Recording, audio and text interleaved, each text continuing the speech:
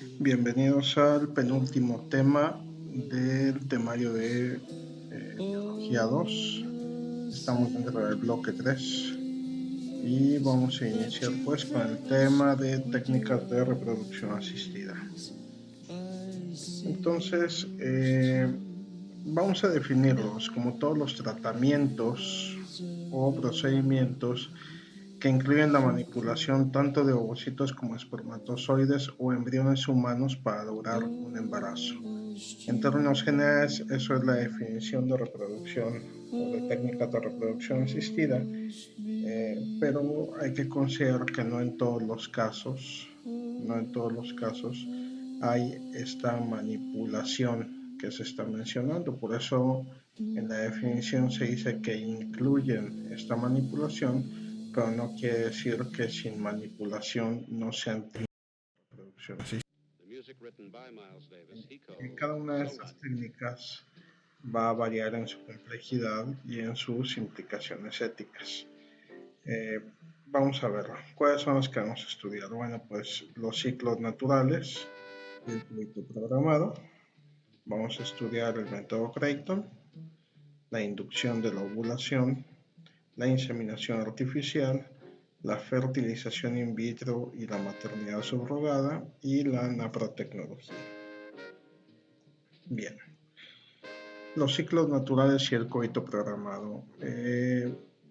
Este es uno de los métodos más básicos en su uso. Está basado simplemente en el conocimiento de los ciclos biológicos femeninos. Esto es algo que ya habíamos revisado cuando estudiábamos el tema de higiene y métodos de control natal. Habíamos hablado del método Billings, del método de temperatura basal, del método del calendario. Entonces, estos los habíamos estudiado como métodos para el control natal. Pero, así como sirven para el control de la natalidad, para evitar un embarazo, pues utilizados en sentido contrario pueden servir también para auxiliar en lograr la fertilidad.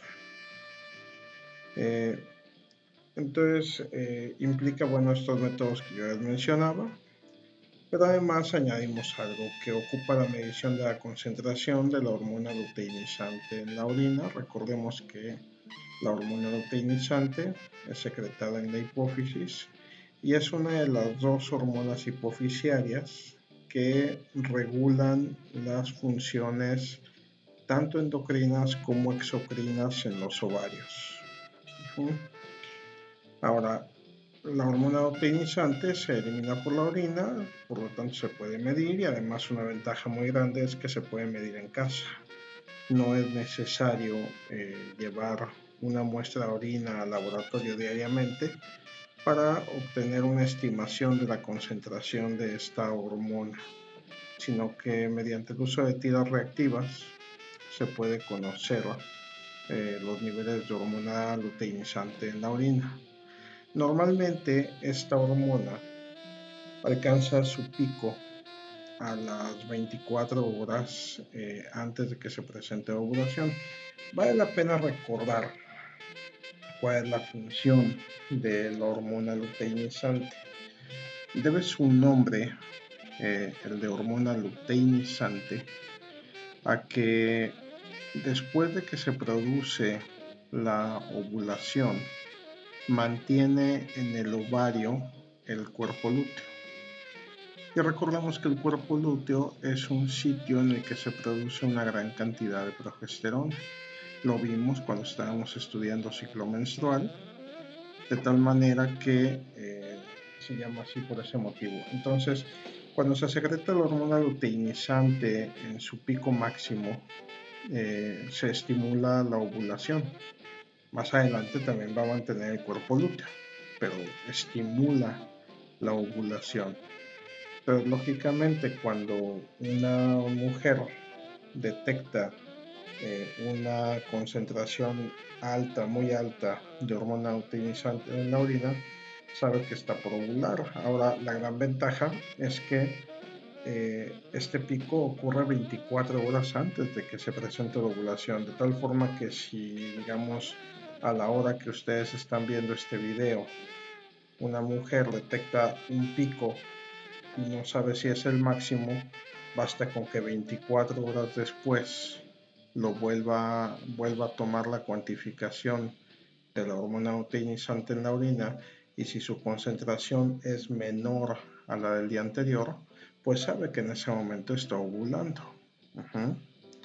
De tal manera que podemos calcular que 12 horas después de que se presentó este pico máximo de la hormona luteinizante, se puede llevar a cabo el coito, e inclusive durante los 2 días siguientes, por el tiempo que dura viable tanto el óvulo como los espermatozoides.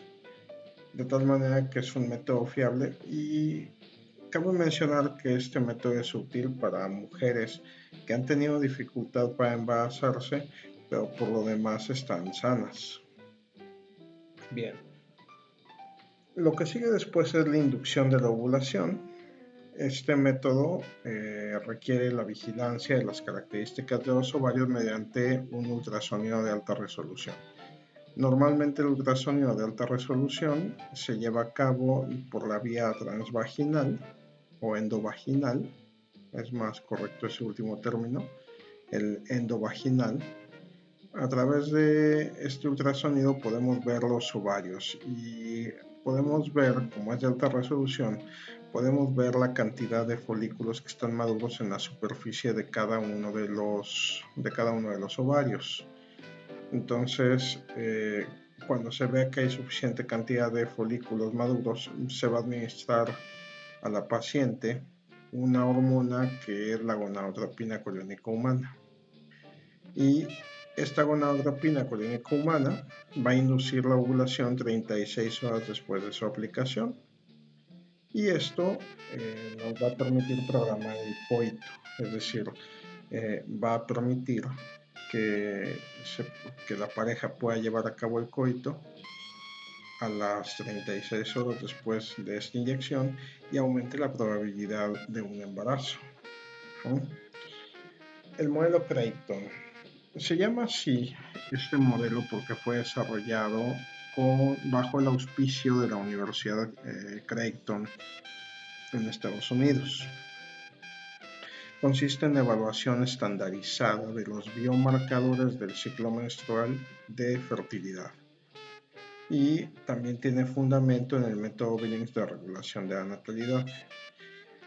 ¿A qué nos referimos al hablar de los biomarcadores? Bueno, pues son aquellas secreciones o cambios que se presentan en el cuerpo de una mujer a lo largo de su ciclo menstrual.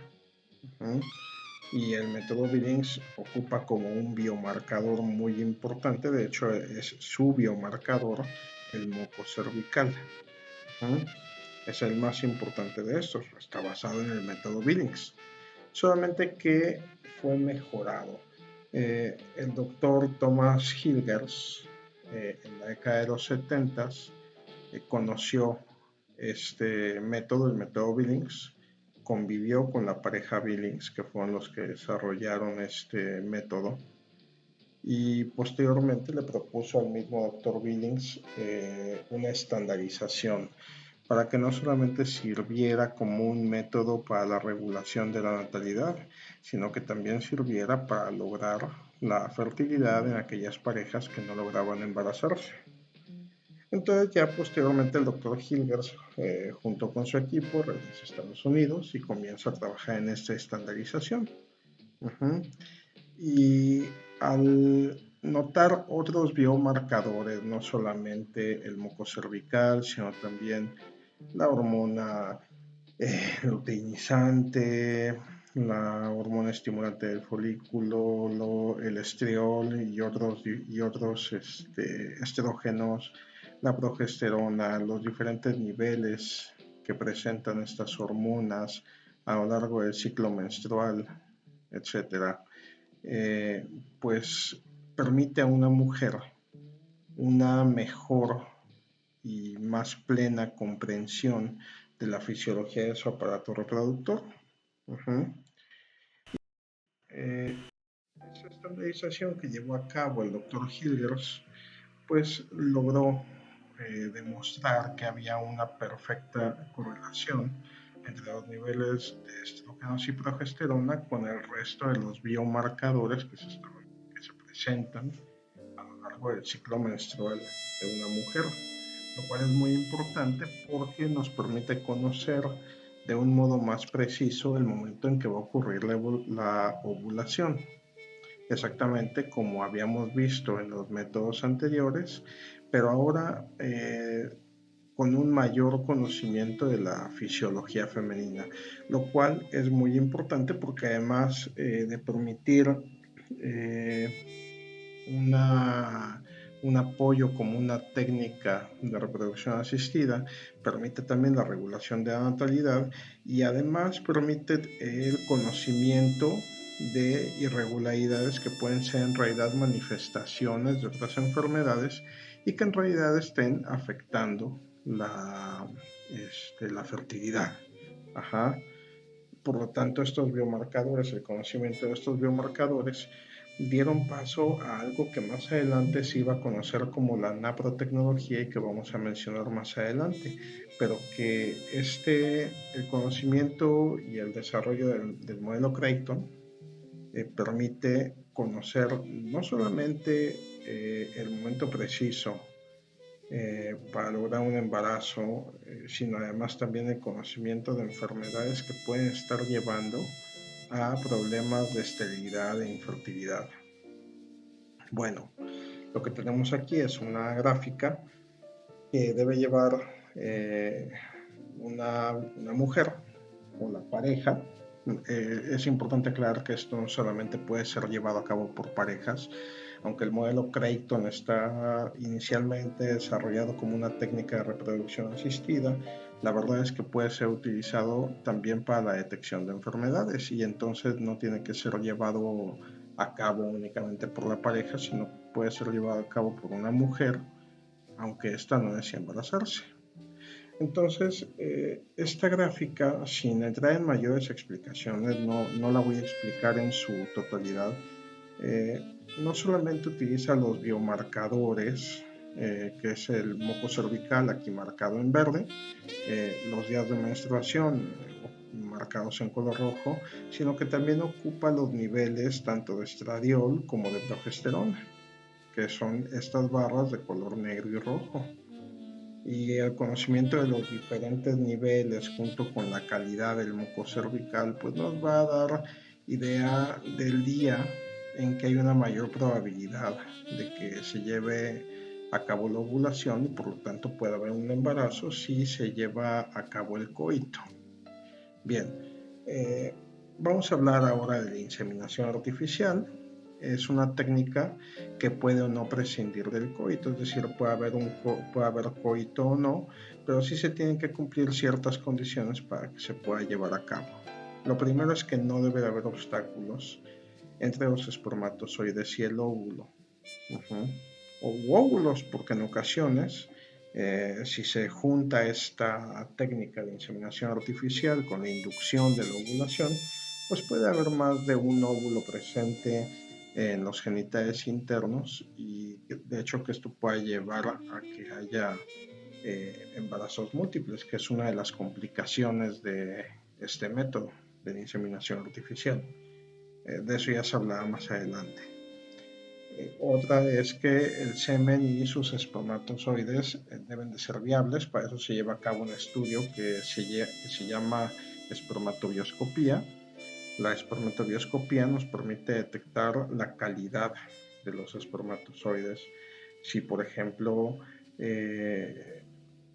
si tiene o no movilidad en su flagelo, si está bien formada la cabeza del espermatozoide, que tengan o no un acrosoma, el porcentaje de espermatozoides que hay en un mililitro de semen, por ejemplo, y también el porcentaje de los espermatozoides que están sanos y los que no lo son. Entonces, implica todo esto, ¿no? También implica que la mujer tenga entre 22 y 35 años porque se considera la edad mejor para que una mujer lleve a cabo un embarazo, que una mujer se embarace. Es la edad en que esté en plenitud hablando de su salud sexual.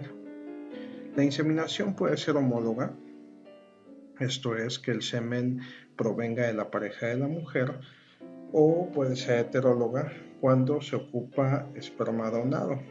Esto suele ser ocupado sobre todo con las mujeres que desean un embarazo sin tener relaciones sexuales.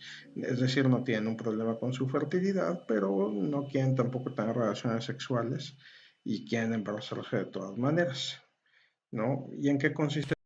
Pues si el semen está y tienen una tasa de éxitos realmente baja.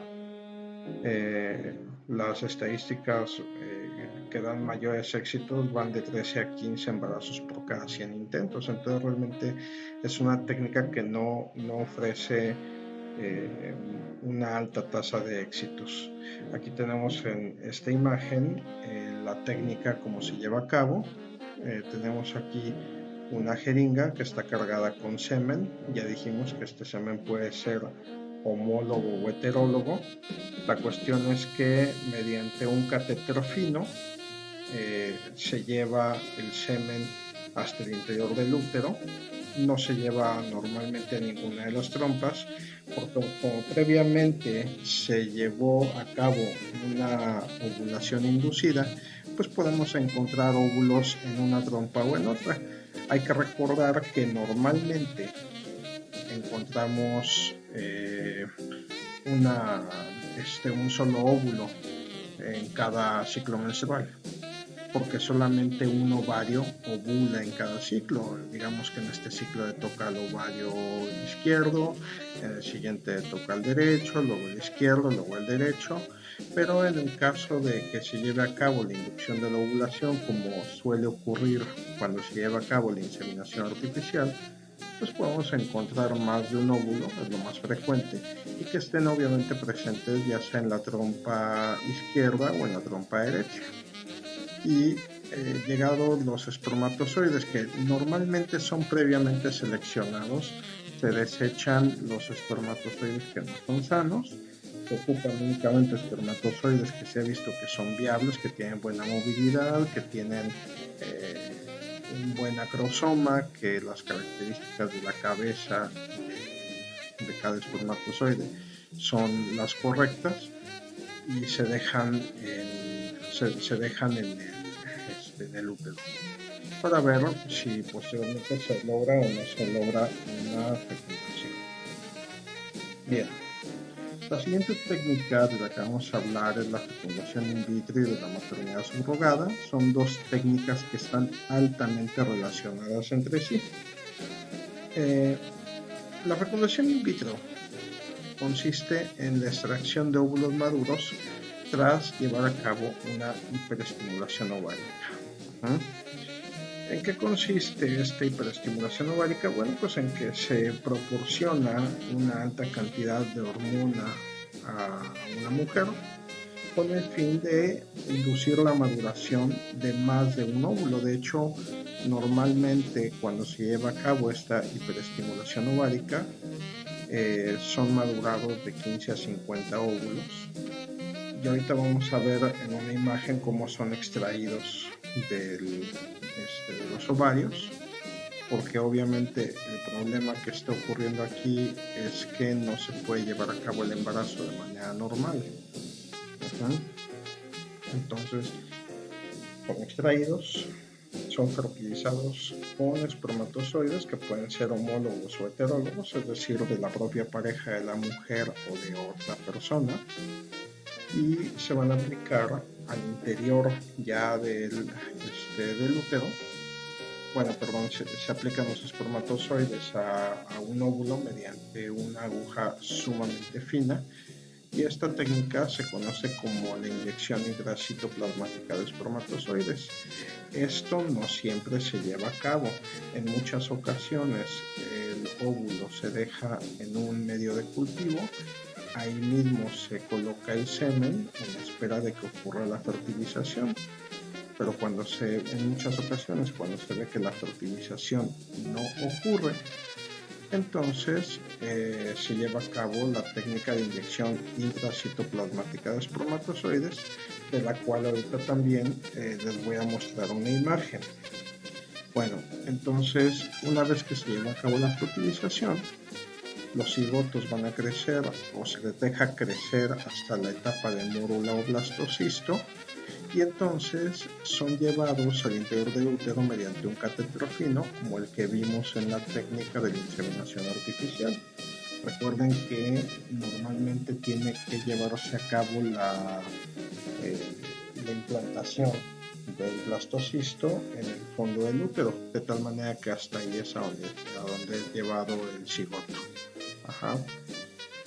Y la maternidad subrogada es en esencia la misma técnica, solamente que se ocupa un útero que no es el de la madre. Y esto, por este motivo, en muchas ocasiones este método es ocupado sobre todo por personas homosexuales, hombres, que obviamente no se pueden embarazar entre ellos y ocupan para poder tener un hijo de al menos alguno de ellos dos, un útero que obviamente no puede ser de ninguno de ellos. Bueno, esta primera imagen muestra cómo se extraen los óvulos después de llevar a cabo la hiperestimulación ovárica. Lo que vamos a tener es la introducción de una especie de bala, que así se le puede llamar, dentro de la vagina, a través de la cual va a pasar una aguja, esto con el fin de evitar lastimar la vagina.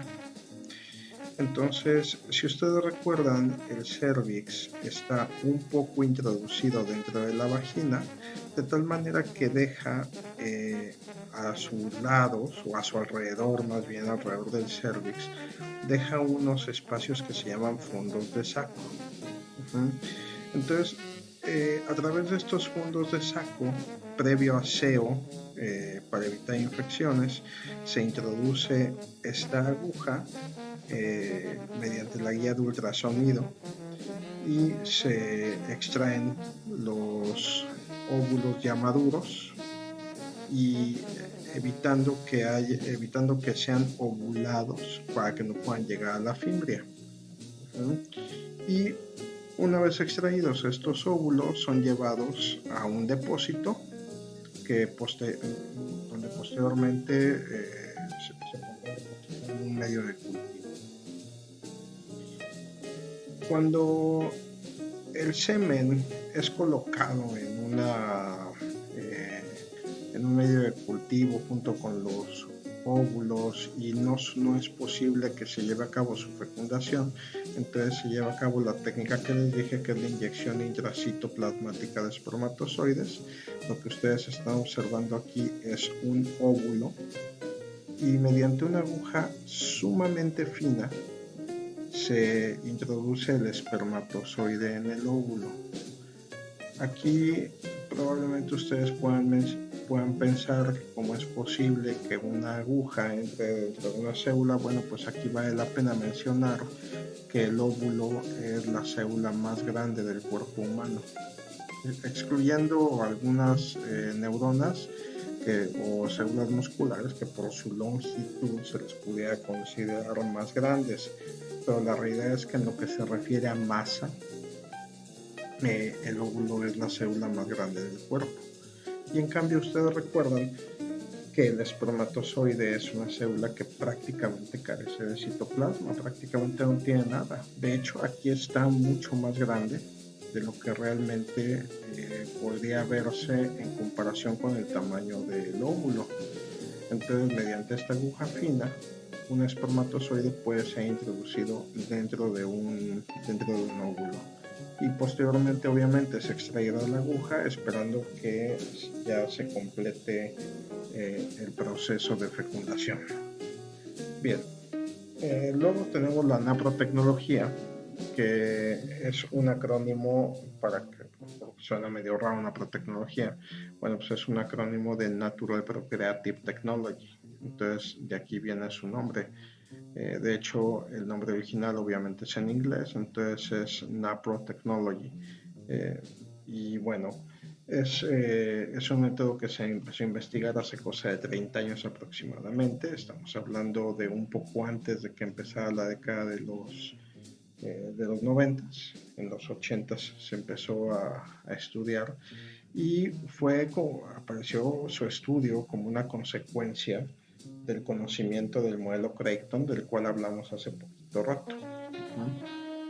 Entonces, si el modelo Creighton no solamente me servía como un método como técnica de una reproducción asistida, pues también se observó que las alteraciones que había en los biomarcadores en una mujer en realidad podían estar indicando la presencia de enfermedades, trastornos que impedían la fertilidad. Entonces, en lo que consiste la naprotecnología es en la investigación integral de los problemas de salud que afectan a la pareja e impiden la concepción o el mantenimiento del embarazo. Ese es en esencia el modo como podemos definir la naprotecnología. ¿Cuáles son las razones por las que la naprotecnología está aumentando su difusión, sobre todo en el mundo occidental? Bueno, en primer lugar por el costo. Algo que no había yo mencionado respecto a la fecundación in vitro y también la inseminación artificial es que tiene costos sumamente altos y además con una baja tasa de éxito.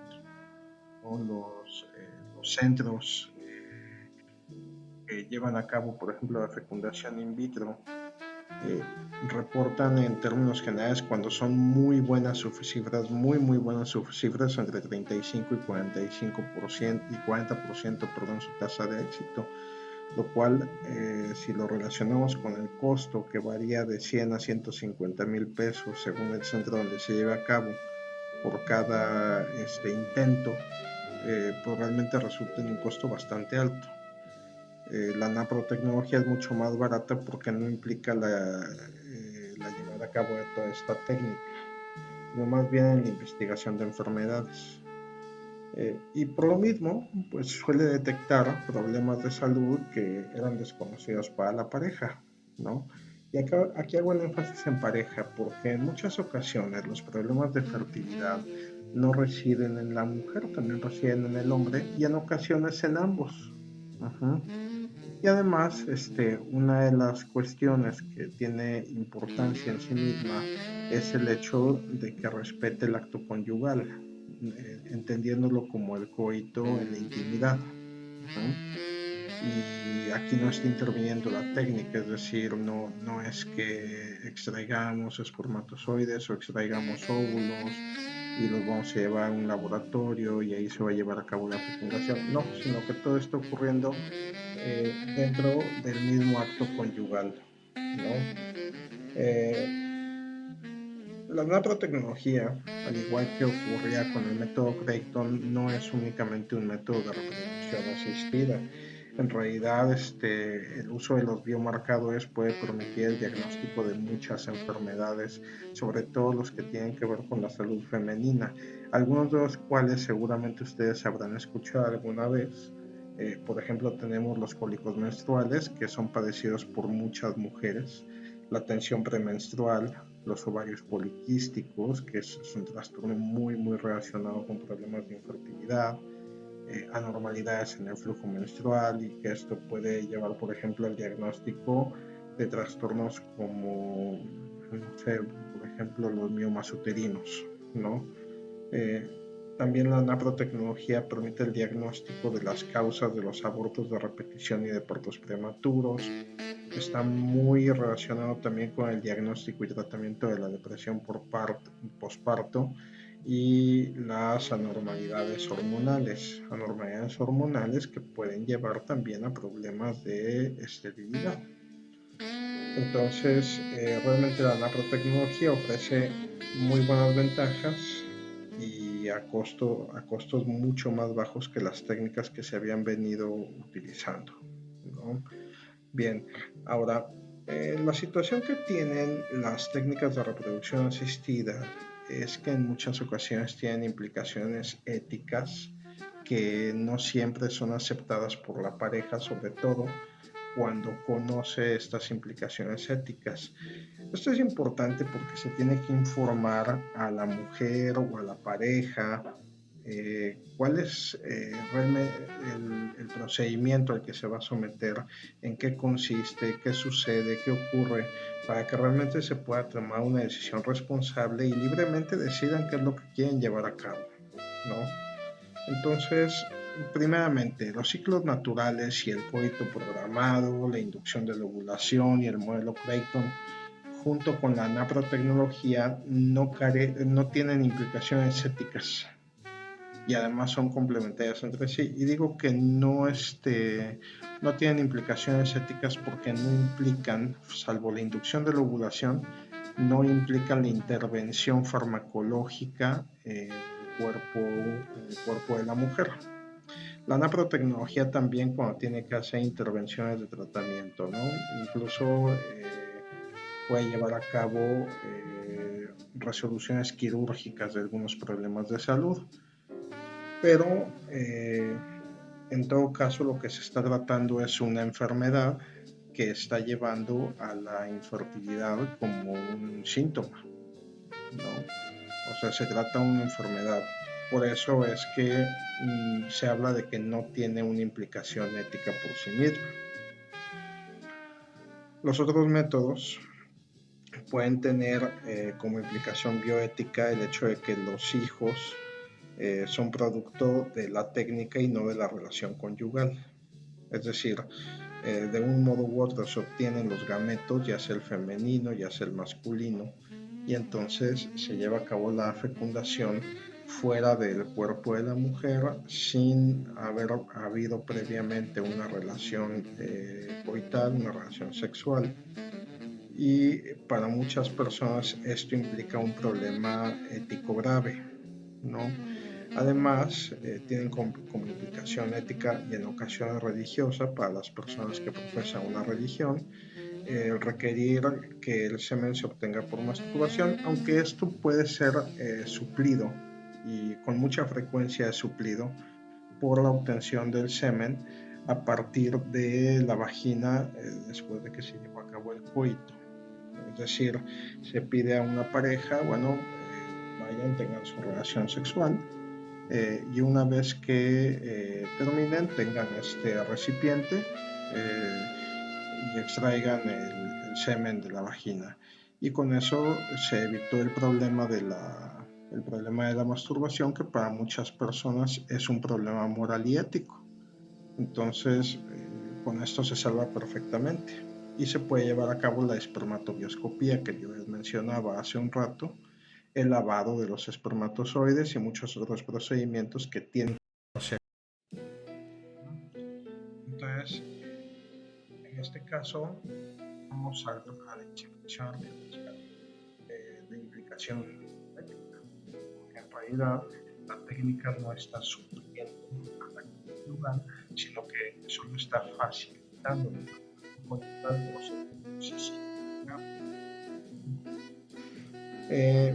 otras implicaciones éticas, bueno, las dos que tienen mayor implicación bioética son la fecundación in vitro junto con la maternidad subrogada. Entonces, la primera objeción bioética de la fecundación in vitro es que todo el proceso de la fecundación es realizado por la técnica.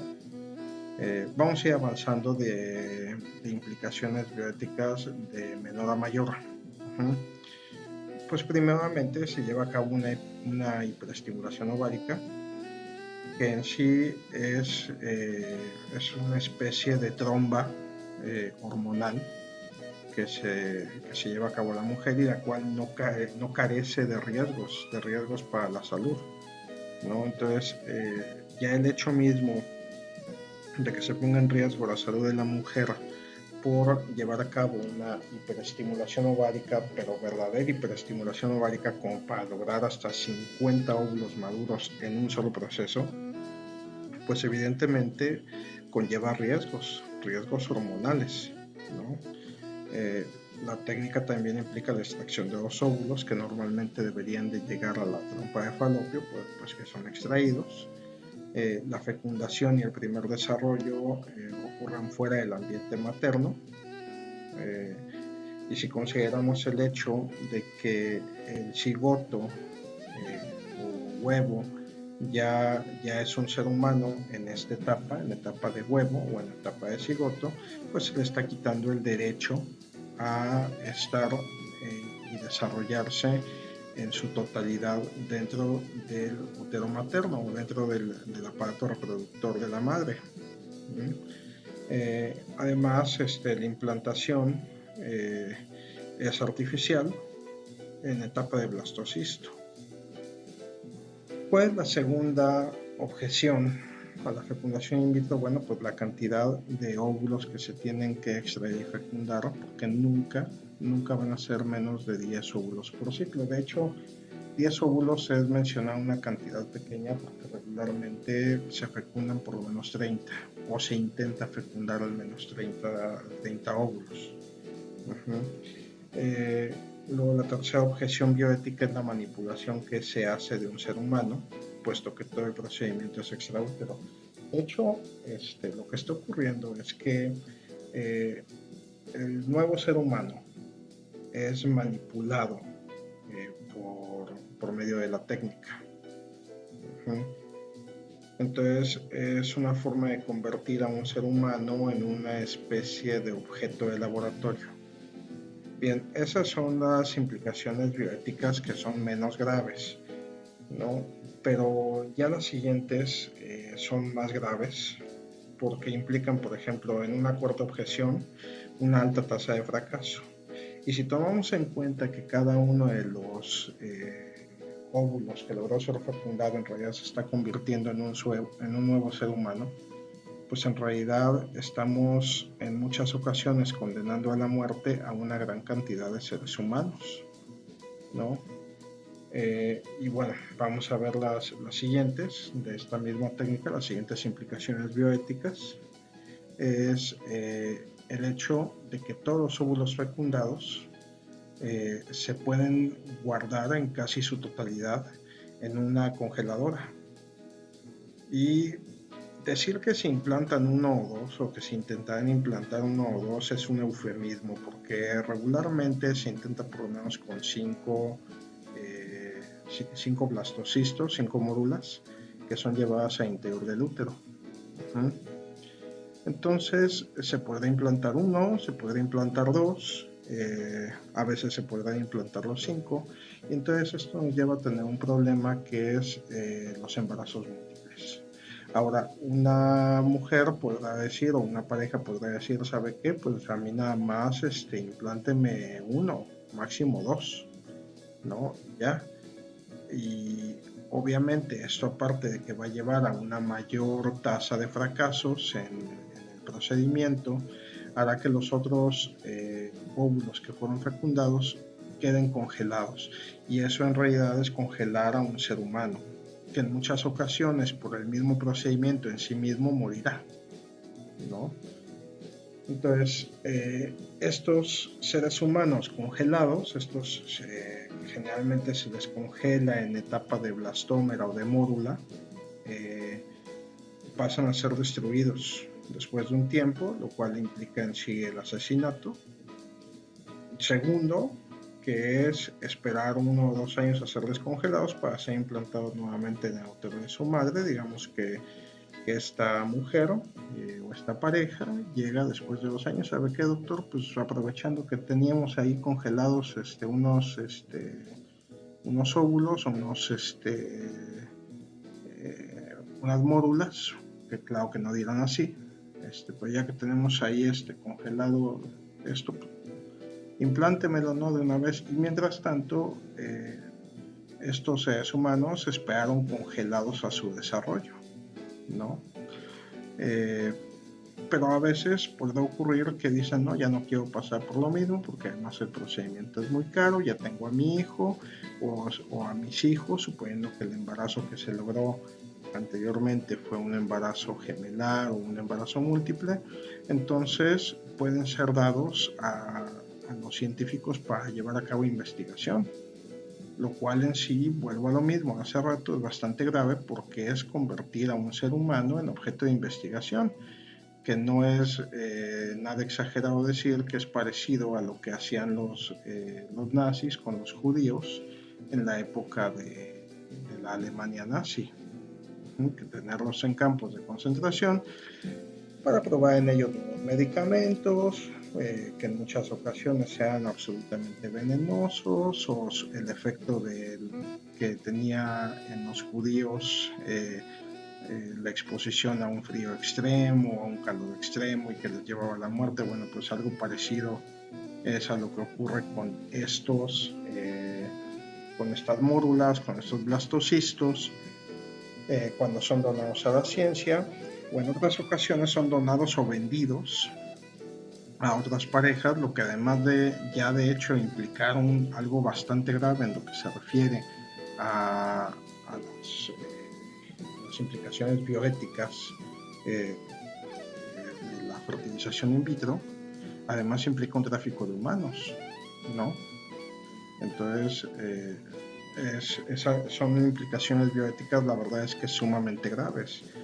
La sexta objeción es que si la fertilización in vitro se llevó a cabo con esperma heterólogo, pues al hijo se le niega el derecho de conocer a su padre natural, ¿no? Puesto que en muchas legislaciones de muchos países se obliga al anonimato en lo que se refiere a la donación de semen.